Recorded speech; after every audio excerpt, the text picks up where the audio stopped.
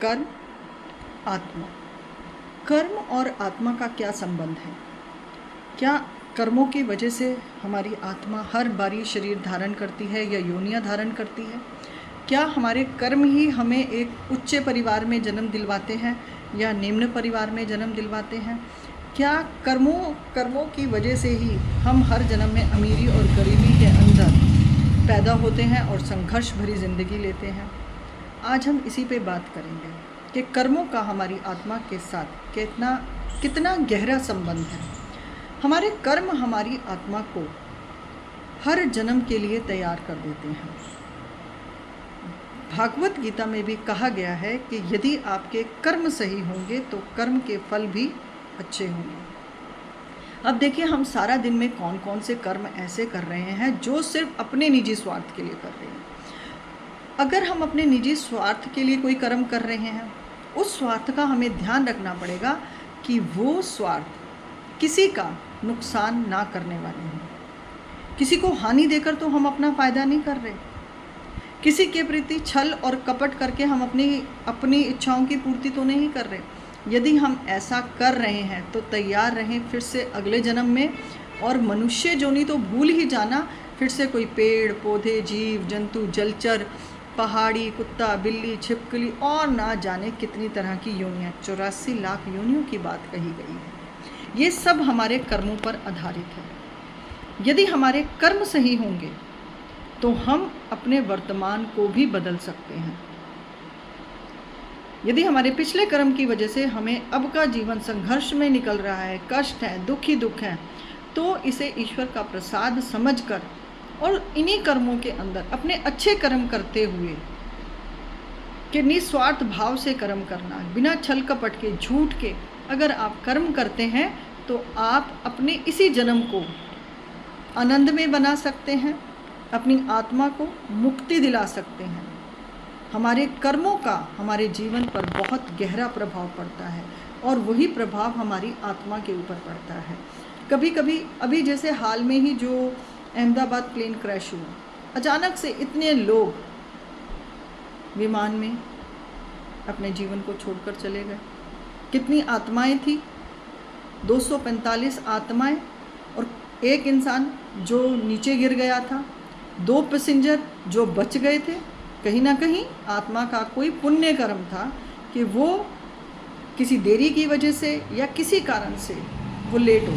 हमारे कर्म हमारे जीवन के अंदर वर्तमान को भी निर्धारित करते हैं और हमारे कर्म ही हमारे जीवन को सही तरीके से बनाते हैं, इस जन्म को भी, क्योंकि आत्मा ना जाने कितने कर्मों का बोझ लेते लेते, शरीर बदलते बदलते हमारे कर्मों का भोग करती है। क्या हम अपने कर्मों को बेहतर बना के अपनी आत्मा को मुक्ति या मोक्ष नहीं दिला सकते? हमारे क्यों विचार ऐसे हैं कि ईश्वर नहीं देखता, या बुरे लोग फल रहे हैं, अच्छे तो कष्ट में हैं?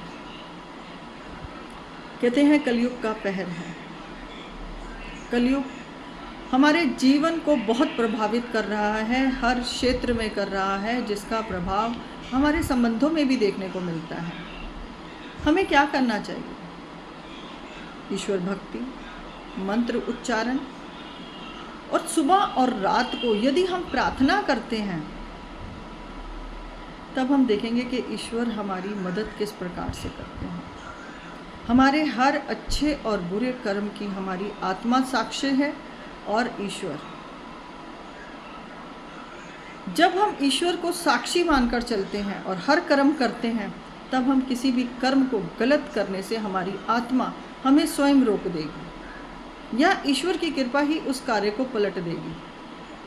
आज लोग ना जाने निजी स्वार्थों के लिए कितनी गलत गलत चीज़ें कर रहे हैं, क्योंकि आत्मा की आवाज़ वो सुनते ही नहीं और ना ही उन्हें उनका अंतर्ज्ञान है कि ये जीवन हमारे लिए अगला जन्म और कष्ट भरा भी पैदा हो सकता है। जितने आज आप किसी को कष्ट देंगे, 100 गुना परमात्मा कहता है लौट के आपको ही भुगतने हैं। और ये सत्यार्थ है, इसीलिए हम योनियों में जाते हैं, इसीलिए आत्मा भटकती है।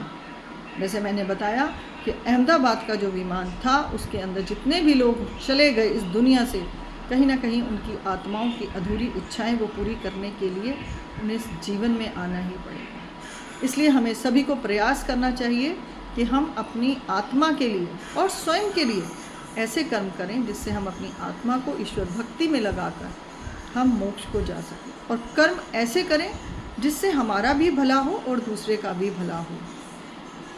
परमात्मा ने कहा है, तू भले ही मेरे मंदिर मत आ, भले ही तू मेरा सत्संग मत कर, भले ही तू दान पुण्य मत कर, पर हाँ, जो तू कर्म कर रहा है और दूसरों के लिए जो तू कर्म कर रहा है उसको तू ईमानदारी से कर। यदि हमारे कर्म ही सही हो जाए तो ये कलयुग भी टिक ना पाएगा और हमारी आत्मा इसी जन्म में मोक्ष की ओर अग्रसर होगी, क्योंकि मोक्ष हमारे जीवन का लक्ष्य होना चाहिए।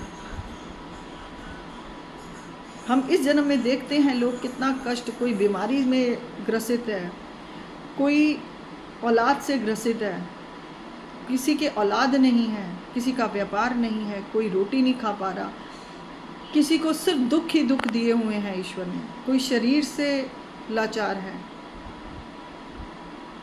हर कर्म को भोगने के लिए ईश्वर ने हमें ये मनुष्य जोनी भी दी है कि हम समझ सकें कि हमारे पिछले कर्मों का हिसाब हमें इस जन्म में देना है। हम सत्संग सुन रहे हैं, हम भागवत सुन रहे हैं, हम संतों की वाणी सुन रहे हैं, हम बड़े बड़े महासंतों के आश्रमों में जाते हैं, हम वो हर चीज़ कर रहे हैं जिससे हमें सुकून और आनंद मिले, परंतु हम वो कार्य नहीं कर पा रहे जो ईश्वर ने ही स्वयं से कहा कि तुम सब पर दया, करुणा, विवेक रखो। स्वार्थ में आकर यदि आप अपने जीवन को गलत राह पर ले जाते हैं तो ध्यान रखें, वो जन्म आपको फिर लेना होगा, फिर कोई आत्मा आपसे अपना बदला लेने के लिए आएगी। किसी न किसी रूप में यही संसार चल रहा है। अगर हमने आत्मा के ऊपर मैं इतना जो आपको बता रही हूँ वो सब सत्यार्थ है।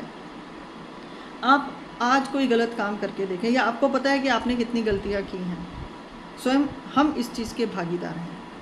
इसलिए अपनी आत्मा को मोक्ष के लिए लेकर जाने के लिए मेरे साथ जुड़े रहें, और किस प्रकार से कर्मों को ठीक करके कौन सी ध्यान विधियाँ करके हम अपने जीवन को मोक्ष की ओर लेकर जाएंगे और अपनी आत्मा को मुक्त करके, कहते हैं ना कि फिर ब्रह्मलोक में हमें जगह मिलेगी, हमें ईश्वर की जगह पर स्थान मिलेगा।